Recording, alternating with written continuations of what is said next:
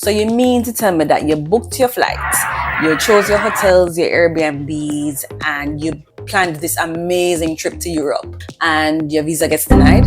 All because of what? Your itinerary was a bit off? Today I'm going to show you how to create a strong, realistic, visa-approved itinerary, and I'm also going to talk you through some big mistakes that you can try to avoid to prevent ruining your application.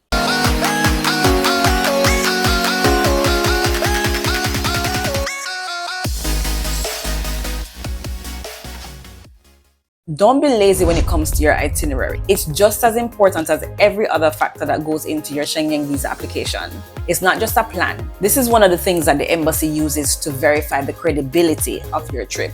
If the dates don't add up, or if the hotel locations don't make sense, you're gonna be rejected. It may seem simple, but not for everybody. So let's go step by step and look at what a realistic, organized, convincing travel itinerary looks like. Whether it's a Word document or a spreadsheet, the best approach is to use a simple, clear format. And here's what you need to include: your exact travel dates, arrival and departure cities, your hotel names and addresses, or Airbnb, whatever type of accommodation you choose to use, and the main attractions and sightseeing spots that you intend to visit.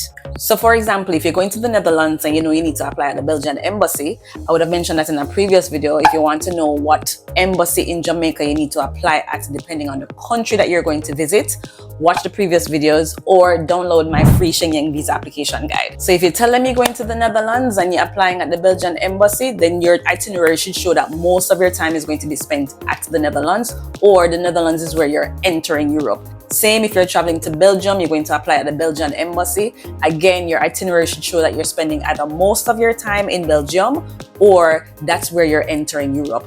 Otherwise, if those things don't add up, they're gonna reject it. Or at the very least, it may be seen as a red flag and they may want to ask you some more questions. So if you're planning to go to France, or you know you're spending most of your time in France and your itinerary lays that out, no bother apply at the Belgian embassy. Apply where you need to, which is either the French embassy or the Spanish embassy. And if you're not too good on the Word documents or the spreadsheets, remember, I also have a premium Schengen visa application guide where there's actually an itinerary template that is ready-made. You can just download, edit it with your information, and you're good to go. You can include it in your Schengen visa application as well. Remember, you don't need to book your flights up front. Neither do you need to book your hotel reservations up front, as in you don't have to pay for it. As a matter of fact, the embassy recommends that you don't book your flight before you apply for the visa, because if you don't get approval, then what happens, right? What can I say? Been there, done that.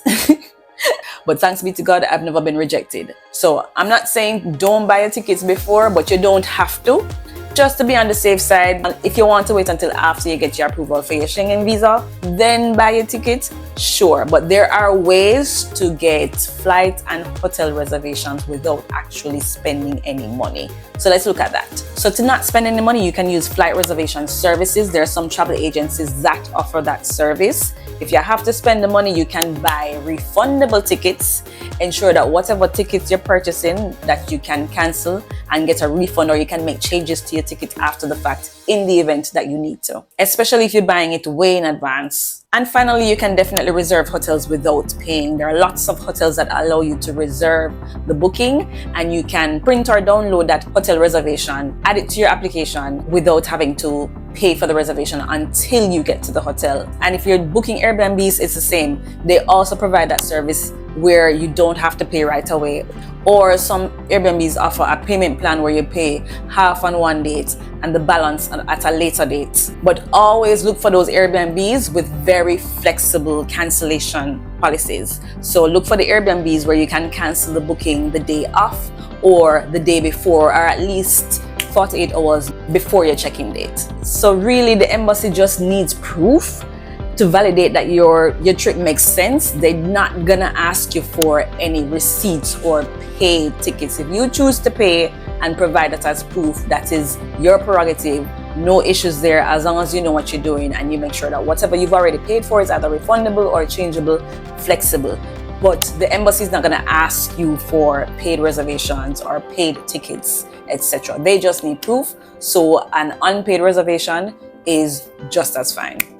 However, Note that if you're not paying for your reservations and your tickets beforehand and you're just giving the embassy reservations that have not been paid for, when you are presenting funds in your account that is sufficient for the cost of your trip, ensure that those funds not only include 80 to 100 US dollars per day for when you're on the trip, but also includes sufficient funds for the costs of the tickets, the cost of the hotel and the Airbnb reservations, etc. So those expenses must be accounted for in your proof of funds, which is your bank statement or whatever it is that you're presenting to the embassy as proof that you can afford your trip. All right, so when we talk about some big mistakes that people make with creating their itinerary, nobody fill it up with too much things. You're spending 2 weeks in Europe and you have 10 to 14 countries or 8 to 10 countries, and you're visiting 8 to 10 countries in one trip. It's not realistic, and it is a red flag.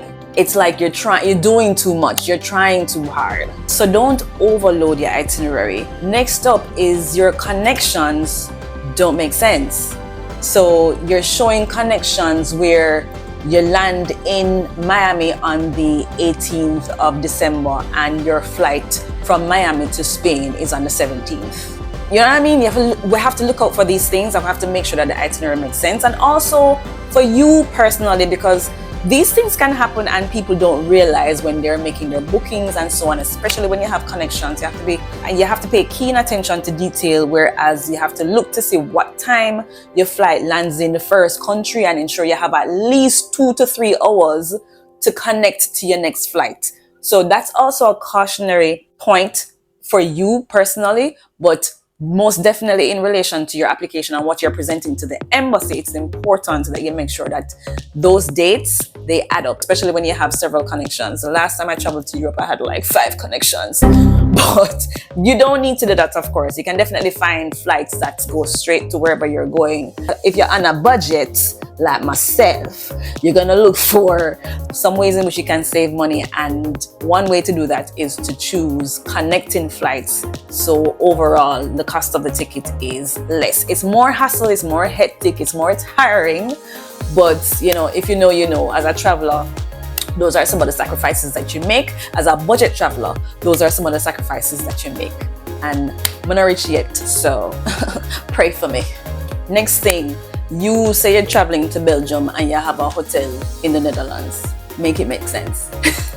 I know some of these things seem simple and it seems obvious, but people make these mistakes. So I'm putting it out there, right? You can't say you're traveling to France and the hotel that you book is in Spain. Right, so pay attention to these things. Making last-minute changes after you submit your application is also a red flag and is also a mistake that some people make. Listen, if your itinerary happens to change after your Schengen visa is approved or after you submit your application, you ain't gotta tell nobody nothing. You ain't gotta say nothing. Keep it moving. Like, once your application is approved, you can choose to change up your itinerary however you choose to.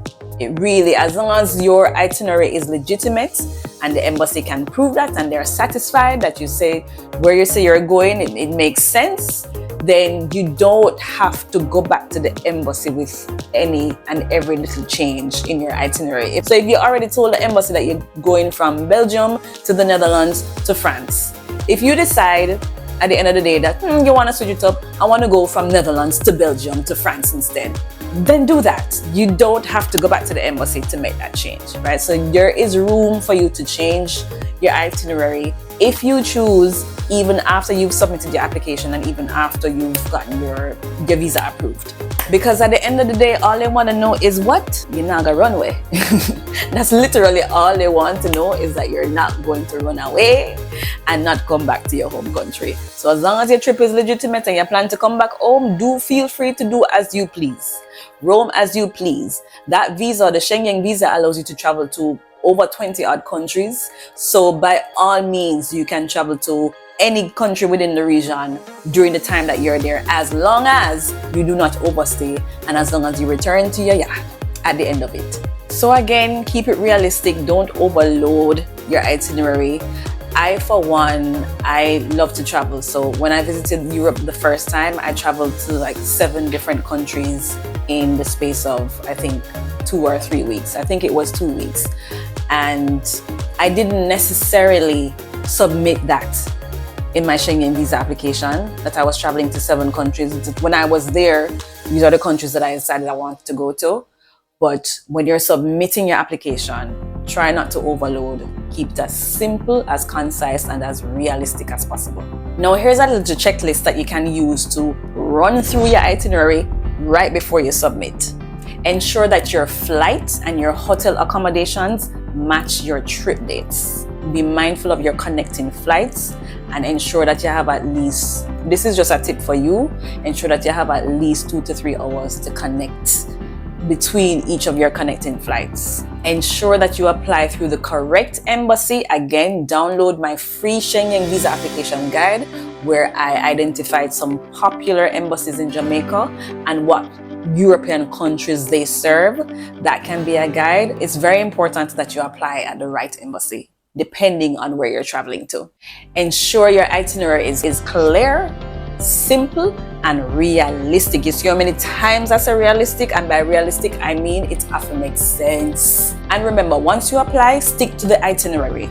Stick to your plans. If the embassy calls you after the fact and your plans have changed a lot compared to what you submitted, it's gonna raise suspicions. So just stick to the plan. Stick to the plan. If the plan change when you get there, that's fine. But until you get your visa approved, just stick to the plan in terms of what you communicate to the embassy. Cool? So to recap, the itinerary that you submit in your Schengen visa application is very important because it proves to the embassy that your trip is real and well planned. In order to get it right, make it a simple and realistic plan.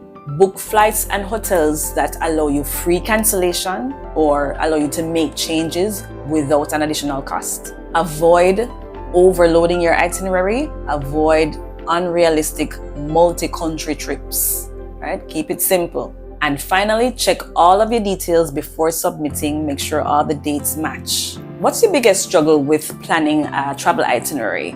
I'd love to help. Let me know in the comments. And again, I have a premium Schengen visa application guide, which gives you all the templates you could need. Itinerary template, cover letter template, all the resources that you could possibly need for your Schengen visa application.